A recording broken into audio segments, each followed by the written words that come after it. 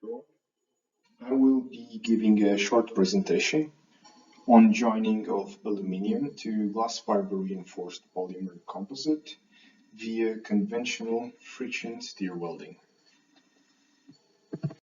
I will be going over the motivation for this work, then talk shortly about the friction stir welding process, the materials which have been selected, the experimental work which has been carried out thus far, the results obtained, and concluding with some final remarks from the observed results.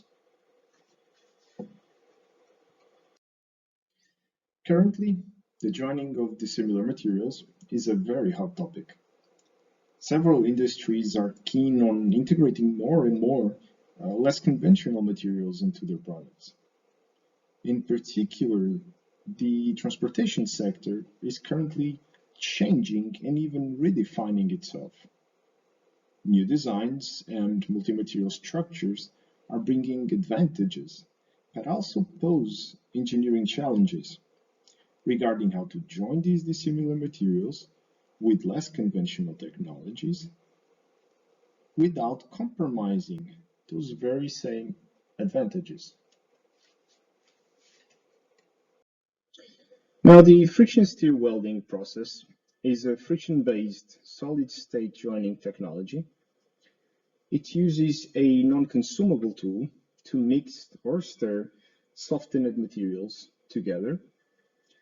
It can be used to not only join metals, which are not efficiently or effectively weldable by conventional processes, but this process is also a useful solution to join materials of a dissimilar nature, such as metals and plastics, which is the focus of the current work.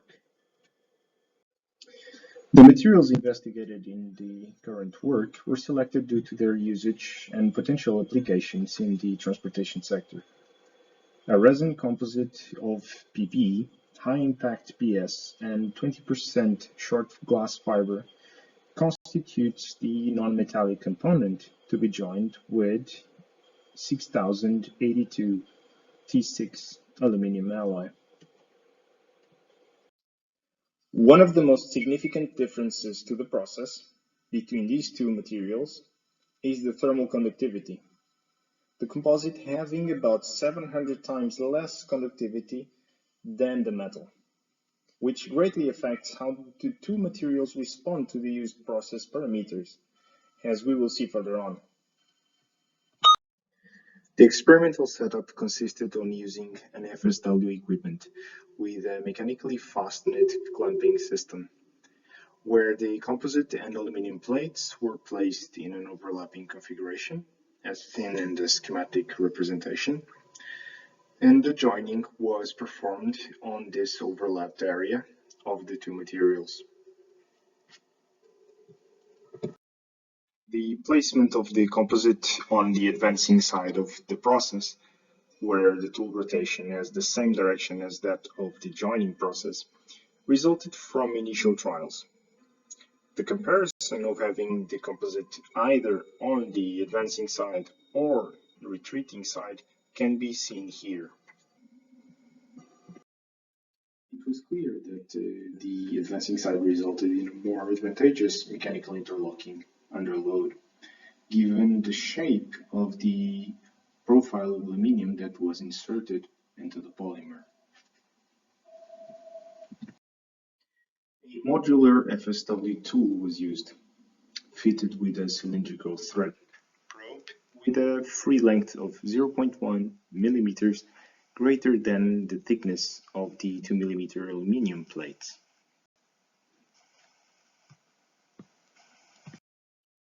Control of the process was achieved by applying a constant load during the joining. The ongoing experiments vary the values of axial force, tool rotational speed, and joining speed within the respective ranges of 200 to 250 kilogram force, 800 to 1000 RPMs, and 10 to 14 centimeters per minute. Initial feasibility trials were performed. Here seen the process parameter sets used and respective joints produced. A good connection was achieved in all of them, despite considerable differences in the response of the materials. As can be seen here, there were not only differences on the metal, but also in the response of the composite. Highlighted in red is the difference in composite flash material, which was softened and expelled during the process to very different extent depending on the amount of energy that was applied. In the case of S2 and S6, by varying force and joining speed. Evaluated differences in metallic profiles produced must take into consideration not only the interlocking, but also resulting surfaces, which can also be a factor depending on the application. The lap shear testing results seen here demonstrated the load-bearing capacity of the joints, with fracture occurring at loads from about 3.5 to 5 kilonewtons. As shown, the large majority of the fractures occurred in the composite material and not in the interlocking area. Here the two different fractures can be seen in more detail.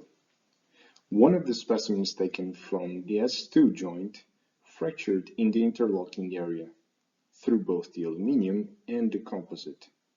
This can be a result from the uneven and irregular finish observed in this condition, where the metallic material does not have a smooth, compact surface.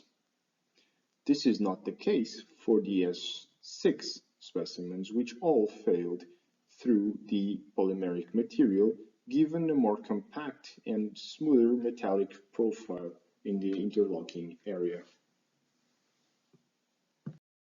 Micro-hardness tests were carried out in order to have a preliminary assessment on possible degradation of the polymeric material due to the exposure to an increase of temperature during the process. This can be very pronounced since the very low thermal conductivity of the polymer prevents energy dissipation from occurring. As can be seen, highlighted in red, some variations in hardness were observed in the area corresponding to where fracture generally occurs. In order to prove this degradation, further investigations must be carried out. Further studies are being carried out to systematically investigate the influence the process parameters have on the material responses and consequently on joint performance. With this, I would like to conclude by stating that the joining of the two materials was successful. The composite material should be placed on the advancing side of the process, which is proven to lead to a higher quality mechanical interlocking, and the joint achieved a level of strength that led to failure occurring outside the joined area.